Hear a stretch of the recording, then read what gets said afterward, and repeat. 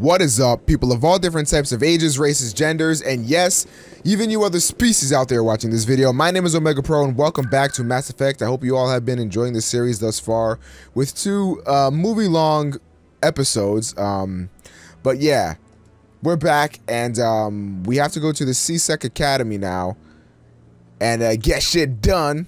Now I'm saying, after the hype that happened in the last episode. Go feel free to watch that one if you haven't, by the way. Otherwise, you're going to be very much so out of the loop in this episode, as well as just in the rest of the episode, should you watch them, that is, of course. But let's do this. We got the shit loading in. We got my boy Garrus coming in hot.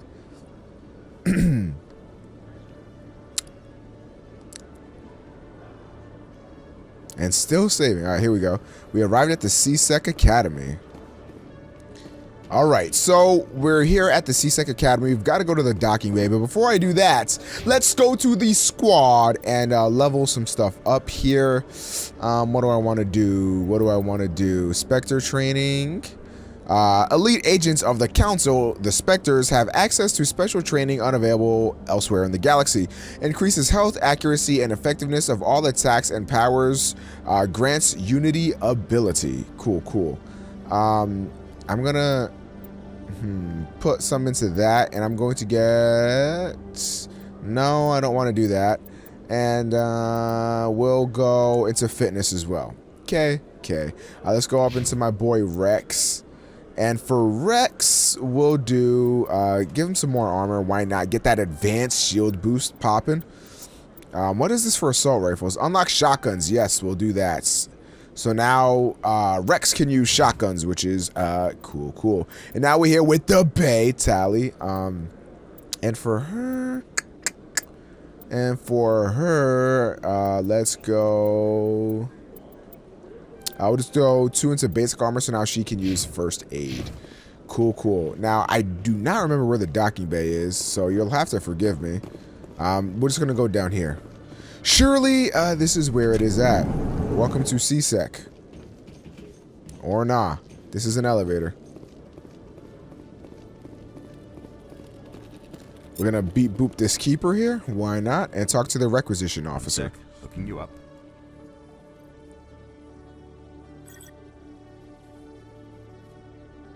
Commander Shepard, here with the Alliance military. First time on the Citadel, that about right? How do you know who I am? I'm the C-Sec requisitions officer. I need to make sure our buyers are authorized. So, will you be purchasing anything today, Commander Shepard? Show me what you've got. Sounds good. Just let me set you up. Oh, this must be a mistake. System's telling me to offer you our select stock. Spectre? Well, I heard about that, but I didn't realize it was you.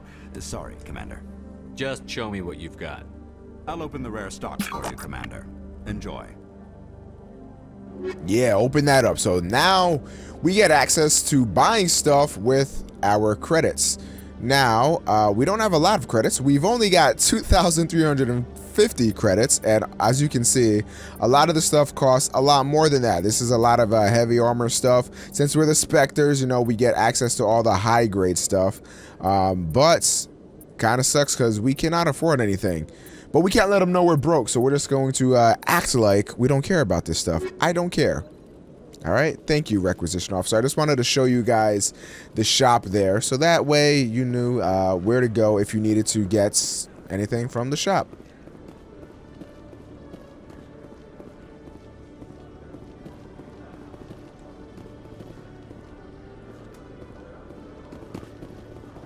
All right, and now we just go down here into the docking bay, and that's where we need to go. To our ship. This is the squad. In other news, Exogeny Corp is still denying reports that one of their survey teams has gone missing in the Hades Gamma Cluster. When asked why communication with the survey team was suddenly cut off last week, company officials refused to comment. All right, very interesting. Look at Rex's character, man. Just look at his design. Man, Rex is a badass. And Tali, them curves, girl, you might only got 2 toes, but I'm still looking, trying to say. Very attractive. Alrighty, so this elevator's got to go quite some ways. We are in the future, but let that be known. That doesn't mean elevators are any more fast. I've got big news for you, Shepard. Captain Anderson is stepping down as commanding officer of the Normandy. The ship is yours now. She's quick and quiet, and you know the crew. Perfect ship for a Spectre. Treat her well, Commander. This isn't right. The Normandy belongs to you. You needed your own ship. A Spectre can't answer to anyone but the Council. And it's time for me to step down. Come clean with me, Captain. You owe me that much. I was in your shoes 20 years ago, Shepard. They were considering me for the Spectres. Why didn't you ever mention this? What was I supposed to say? I could have been a Spectre, but I blew it? I failed, Commander. It's not something I'm proud of. Ask me later and I'll tell you the whole story. For now, all you need to know is, I was sent on a mission with Saren, and he made sure the Council rejected me. I had my shot. It came and went. Now you have a chance to make up for my mistakes. Saren's not going to get away this time. Saren's gone. Don't even try to find him. But we know what he's after. The conduit. He's got his Geth scouring the Traverse looking for clues. We had reports of Geth in the Pharaoh system shortly before our colony there dropped out of contact, and there have been sightings around Noveria. Find out what Saren was after on Pharos and Noveria. Maybe you can figure out where the conduit is before he does. Anything else? We have one more lead. Matriarch Benezia, the other voice in that recording. She has a daughter, a scientist who specializes in the Protheans. We don't know if she's involved, but it might be a good idea to try and find her. See what she knows. Her name's Liara, Dr. Liara Tassoni. We have reports she was exploring an archaeological dig on one of the uncharted worlds in the Artemis Tau cluster. Sounds like we should head for the Artemis Tau cluster. It's your decision, Commander. You're a Spectre now. You don't answer to us. But your actions still reflect on humanity as a whole. You make a mess and I get stuck cleaning it up. I'll take care of Saren. You take care of the political fallout. Not exactly the answer I was looking for, Shepard. Remember, you were a human long before you were a Spectre. I have a meeting to get to. Captain Anderson can answer any questions you might have.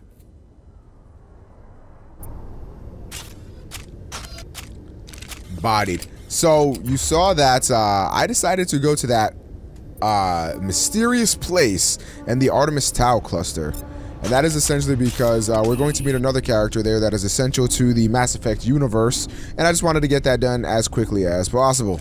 Yes, Commander? I want to know the truth about you and Saren.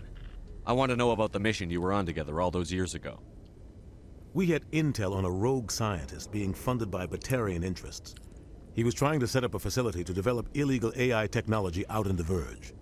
Alliance intel had done all the work, but the Council wanted a Spectre involved. We compromised.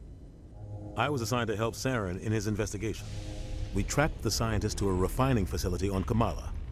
He was hidden away somewhere inside, protected by an army of Batarian mercenaries. The plan was simple. Sneak into the plant, capture the scientist, sneak back out. Quick, quiet, and a minimum of bloodshed. I'm guessing things didn't go as planned. Saren and I split up to cover more ground. Then about halfway through the mission, there was a massive explosion in the refinery core. Officially, it was ruled an accident, but I think Saren detonated it on purpose to draw off the enemy guards. He was smart. You needed a diversion. This went way beyond a simple diversion, Commander. The explosion tore the refinery to shreds. The whole place was on fire. Black chemical clouds poured out into the atmosphere. Nobody inside survived. There was a camp for the workers and their families nearby. Between the fires and the toxic fumes, the final death count was over 500. Mostly civilians. Saren didn't care. The target was eliminated, mission accomplished. And I ended up taking the blame. That ended all talk of me joining the Spectres. Saren caused the explosion. How'd he pin it on you? In his report, Saren accused me of blowing his cover. He said it was my fault the guards were ready for us. He claimed that's why it turned into a massacre. Saren's report was all the proof the Council needed to kill my chances of becoming a Spectre. Why'd you let him get away with it? Who do you think the Council was going to listen to? Me? Or their best agent? I had a bad feeling about him right from the start. I should have been more careful. Maybe I could have stopped things before they got out of hand. The only thing I care about is stopping Saren. You're right, Commander. It's no good living in the past. How are you holding up? Honestly, this isn't how I pictured my career coming to an end. Pushing papers really isn't my thing. But you're the one who can stop Saren. I believe in you, Shepard. If that means I have to step aside, so be it. What do you know about the Artemis Tau cluster? Not much. I've never been there myself. A handful of systems with a few small, uncharted worlds, but no real colonies. Might not be easy finding Dr. Tassoni out there. My advice is to look for the world with the Prothean ruins. I should go. I'll be here if you need anything. All right. So we are going to be on our way to the Artemis Tau cluster, and you're going to see our first sort of foray, if you will, into actually traveling and stuff. So pretty interesting. Shore party. And this is another way of doing loading screens. The I can't say that word. Decontamination process. In progress. Because obviously in the galaxy there's all sorts of weird germs and stuff, and you don't want to get caught up in that, so you don't want to bring that onto the ship. 100 battles and then gets taken down by backroom politics. Just watch your back, Commander. Things go bad on this mission, you're next on their chopping block. Saren's out there somewhere, and we're gonna find him. Everyone on this ship's behind you, Commander, 100%. Intercom's open. If you got anything you want to say to the crew, now's the time. Listen up, Normandy. This is your commander speaking. We have our orders. Find Saren before he finds the conduit. And I refuse to let anything get in the way of that mission. The Council wants to ignore this. That's no surprise. They've never helped us in the past. No reason they'd start now. But we don't need their help. We can do this on our own. We all know what happened on Eden Prime. We saw the destruction, we saw the bodies, we saw what Saren did. And I plan to make him pay. This is the most important mission any of us have ever been on. The fate of an entire galaxy is at stake. We will stop Saren, no matter what the cost. Well said, Commander. Captain will be proud. Fancy speeches won't stop Saren from finding the conduit. If we really want to make the captain proud, we better get this bird in the air. Yes, sir. What an awesome speech. And there's better moments than that in the game, if you can believe it. So we're just going to go right ahead, and I'm actually going to not open up the galaxy map right away, but instead I'm going to talk to some of the people here. Now, I don't remember exactly where they all are, so I'm just going to cut the video until I find them, and I'm going to talk to our crewmates here.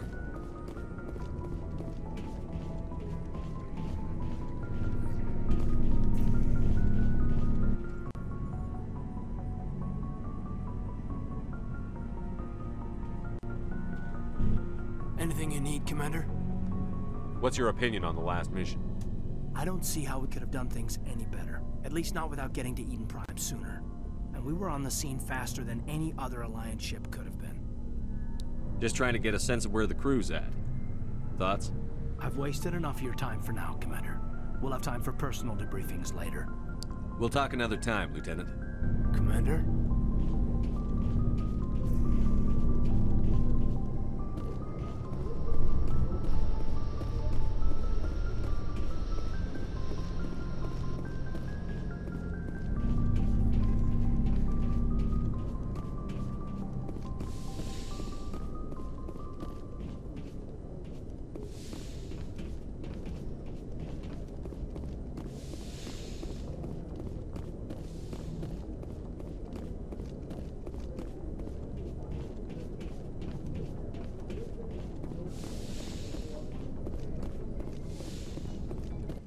Yes, Commander?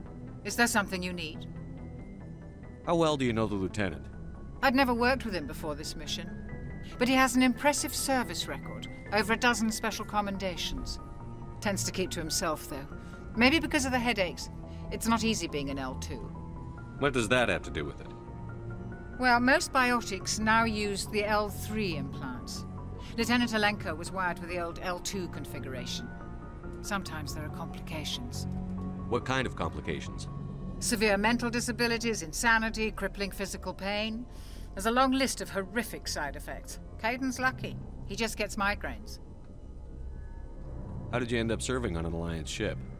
I enlisted right out of med school. Earth always seemed boring to me. Too safe, too secure. I figured the colonies were teeming with exotic adventure. I wanted to travel the stars, tending the wounds of tough soldiers with piercing eyes and sensitive souls. Turns out military life isn't quite as romantic as I'd imagined. But humanity needs the Alliance if we want to keep expanding through the Traverse, and the Alliance always needs good doctors. So I stayed on to do my part. Ever think you made the wrong choice? Sometimes I think about opening a private practice back on Earth. Or maybe taking a position at one of the new med centers out in the colonies. But there's something special about working on soldiers. If I left the Alliance now, I'd feel like I was abandoning them. I should go. Goodbye, Commander.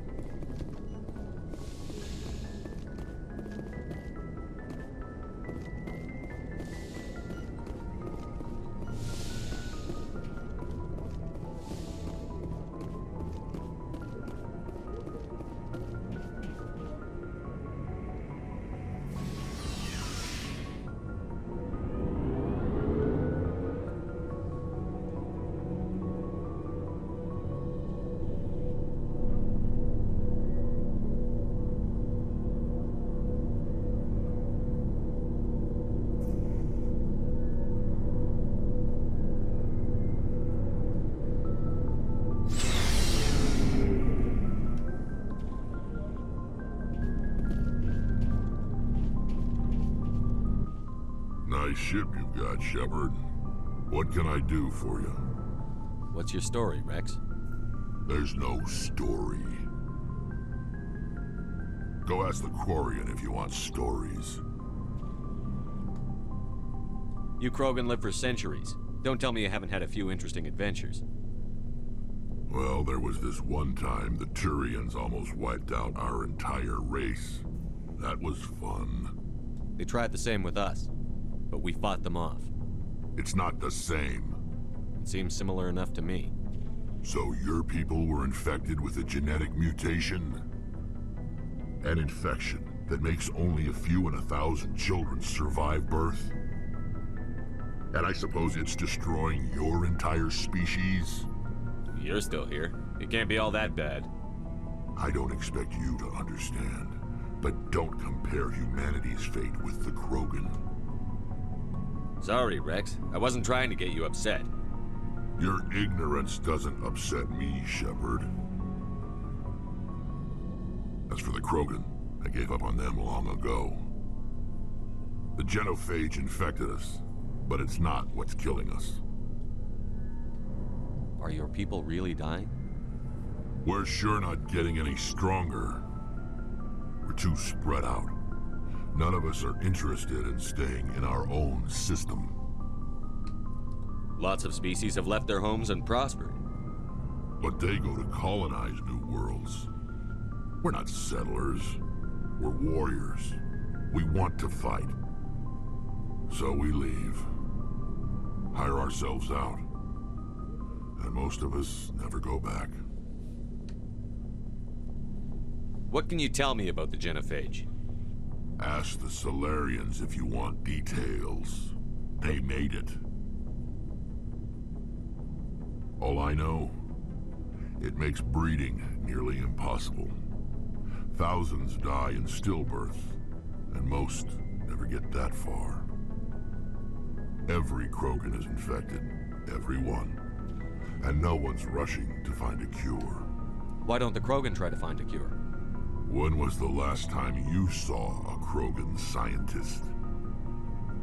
You ask a Krogan, would he rather find a cure for the Genophage or fight for credits? He'll choose fighting every time. It's just who we are, Shepard. I can't change that. Nobody can. So long, Rex. Shepard. Now, I want you guys to take what Rex just said about the Genophage and their extinction into account heavily, because that's going to be a huge part of this game later on. So it's very imperative that you guys remember that. It's going to be coming up, so even if you do forget, it's not the biggest deal because it will come back up, but just keep that in mind. The Krogans, which is the species that Rex is being extinct because of a thing called the Genophage that the Solarians created, which are essentially just alien looking things, like a generic alien. And Solarians are like scientist type of they're the scientist type of species, and obviously the Krogans are like warriors and stuff, so take that into account. Very, very important. Commander? What's your opinion on the last mission? Kinda wish you'd got there sooner, Commander. No offense, I appreciate the rescue. I just wish... They died, you lived. That happens in this job. Yes, Commander. Believe me, I understand that. If I had been more alert, we wouldn't have been cut down by an ambush. The answer seems plain enough to me. Be more alert. Aye, aye, Commander. I'll make sure it doesn't happen again. Do you have a few minutes to talk one-on-one? I'm sorry, Commander. I need to get my duty squared away. I wouldn't mind talking more later, though. Dismissed, Chief. Sir. Everybody seems to be shutting out Commander Shepard. Nobody wants to talk. What about you, Garrus? Thanks for bringing me on board, Commander. I knew working with a Spectre would be better than life at CSEC. Have you worked with a Spectre before? Well, no, but I know what they're like. Spectres make their own rules. You're free to handle things your way. At CSEC, you're buried by rules. The damn bureaucrats are always on your back. Being a Spectre does have its advantages. Exactly my point. If I'm trying to take down a suspect, it shouldn't matter how I do it, as long as I do it. But CSEC wants it done their way. Protocol and procedure come first. That's why I left. So you just quit because you didn't like the way they do things? There's more to it than that. It didn't start out bad, but as I rose in ranks, I got saddled with more and more red tape. CSEC's handling of Saren was typical. I just couldn't take it anymore. I hate leaving. You did the right thing. Life's too short to sit around waiting for things to happen. Yeah, you're probably right. Either way, I plan to make the most of this. And without CSEC headquarters looking over my shoulder, well, maybe I can get the job done my way for a change. As long as you do your job well, you're free to go about your business as you see fit. Thank you, Commander.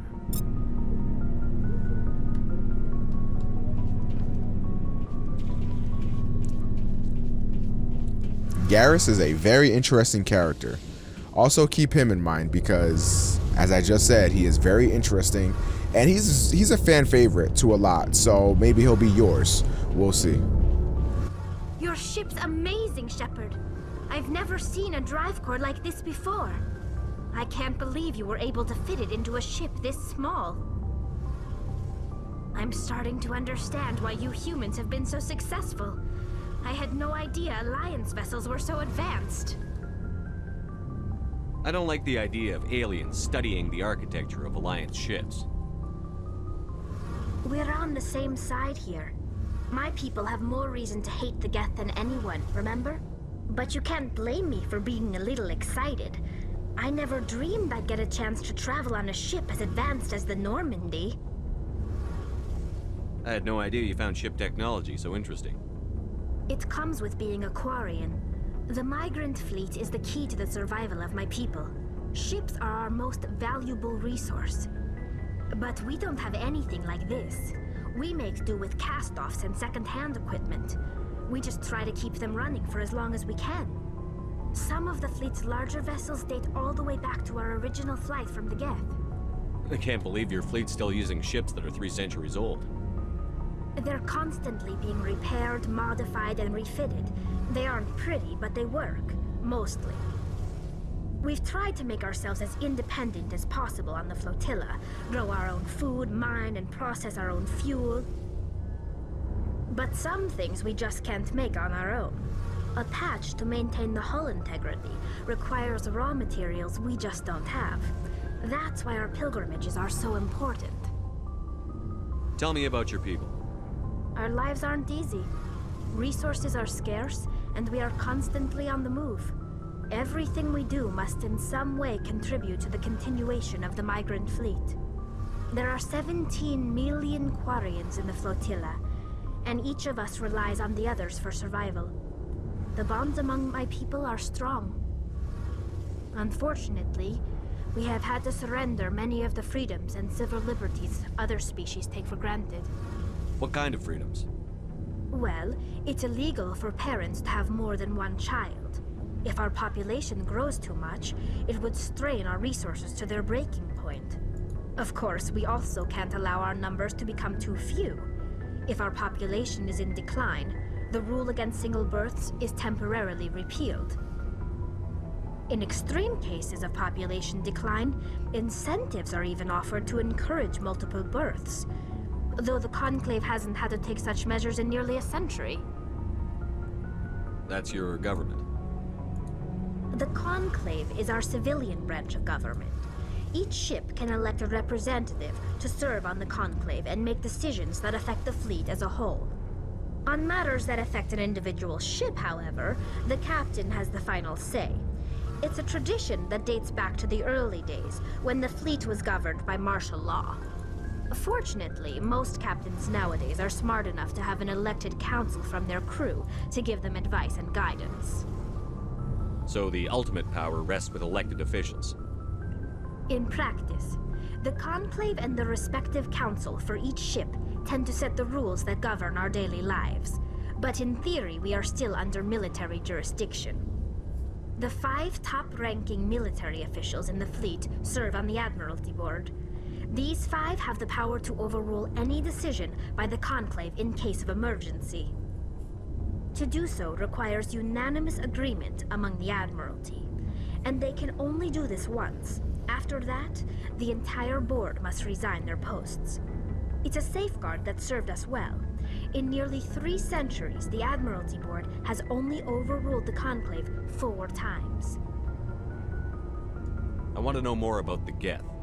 I doubt I can tell you anything you don't already know. It's been almost 3 centuries since they drove my people into exile. All I know is the story of their origins, what they were when we created them, and how they turned on us. Interesting. The Geth were originally created to serve as an automated manual labor force. Initially, their intelligence was as limited as any VI. Over time, we made small modifications to their programming to allow them to perform more varied and complex tasks, bringing them closer and closer to true AI status. How come the Council didn't step in and stop you? This wasn't true AI research. We may have been skirting the bounds of the law, but we never did anything that was actually illegal. The changes were so insignificant, so gradual, that we were able to control them. Or so we thought. But one thing we underestimated was the power of the neural network. A million Geth thinking simultaneously created an inherently unstable matrix. What made them rebel? As we built more and more Geth, their effective intelligence became more sophisticated, more abstract. One day, a Geth began to ask its Quarian overseer questions about the nature of its existence. Am I alive? Why am I here? What is my purpose? As you can imagine, this caused a near panic among my people. What did you do? It was inevitable the newly sentient Geth would rebel against their situation. We knew they would rise up against us, so we acted first. A general order went out across all Quarian-controlled systems to permanently deactivate all Geth. The Geth responded to this order violently. You didn't really think they'd just let you destroy them without a fight, did you? The hope was that most of the Geth would still be little more than machines, incapable of organized resistance. But they had progressed much further than anyone anticipated. The war was long and bloody. Millions upon millions of Quarians died at their hands. In the end, we were forced to flee our own homeworld. We feared the Geth would pursue us, but they never came beyond the Veil. Now we drift through space, exile searching for a way to reclaim what was once ours. I want to know more about the pilgrimage. When my people reach maturity, we leave our birth ships and seek acceptance with a new crew. It's necessary to maintain genetic diversity among the fleet. But no ship wants to accept someone who will be a burden on them. So, to prove our worth, we embark on a pilgrimage. We set out alone, leaving the flotilla and our families behind us. We only return once we have found something of value we can bring back to the fleet. This is presented as a gift to the captain of the respective ship we wish to join. If the gift is accepted, we are welcomed into the crew. Can a captain choose to reject the gift? That doesn't happen often. Most captains are eager to increase the size of their crew. It increases their own standing in our society. Even when a gift is not particularly valuable, the captain usually accepts it out of a sense of tradition. However, there is a stigma to presenting a substandard gift. It's not the best way to make a good impression on a new community. Most pilgrims don't return until they find something worthwhile. I can't believe they just send you off alone. It's not like they just cast us out. Before we leave, we are given lessons in how to survive outside the flotilla, and given gifts to help us on our journey. We also receive implants to fight off sickness and disease. Generations of living in an isolated and highly controlled environment have left our immune systems weaker than most. By the time we leave the fleet, we are well equipped for the pilgrimage. This is a rite of passage for all Quarians. If it were dangerous, our numbers would suffer. Virtually every pilgrimage ends with a triumphant return and the ritual presentation of the gift to one of the fleet's captains. I want to talk about something else. Like what? I should go. See you later. Alright, so I know that this episode has been very dialogue based and there's been a lot of backstory and I haven't been talking much. I apologize for that, but it is very essential to do that in this game, because not only do you get to know more about the amazing universe that is Mass Effect, but you also get to know your characters or your crew, and you get to build relationships more and understand exactly where they're coming from. For example, we now know how Rex feels about the Genophage and stuff like that, and we just know about the Genophage at all, whereas we wouldn't learn about that until later on in the game. But now we have that information in the back of our head, and we now know how that makes Rex feel. We know a shit ton about the Quarians, whereas we didn't before. It just sort of helps you appreciate the universe a little bit more. And it really does drive home the fact that, you know, each and every single character in this game is very, very fleshed out, and they all have their reasons for doing everything. And you also see the massive amounts of differences in between species. Like the difference between Krogans and Quarians, for example, is just substantial. Whereas Quarians or Krogans are just warriors, you know, they just want to fight. They are dying off, but instead of trying to fight off that disease that is killing them off, they just rather fight and fight and fight. And those are warriors. Quarians are hungry for information and technology and stuff like that. They just want to be able to like we just learned, they go out on their pilgrimage and they try to find all this different stuff. We found out about the Geth and everything like that, which is going to be a huge part into this game, the whole Geth and everything like that. There's just a lot of stuff that goes on in this game, and I wanted to make sure that I didn't really skip over stuff like that.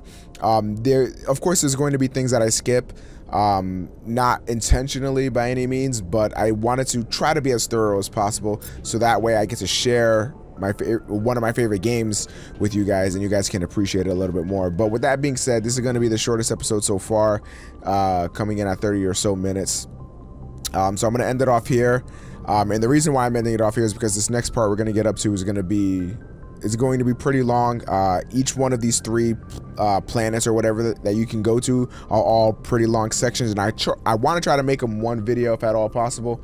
So I'm going for that. But that has been me done for the day. I hope you guys did enjoy this video. A lot of backstory in this one, and I will see you in the next one where some more action will definitely happen. Thank you guys for watching. Hope you have a fantastic day. I will catch you in the next one.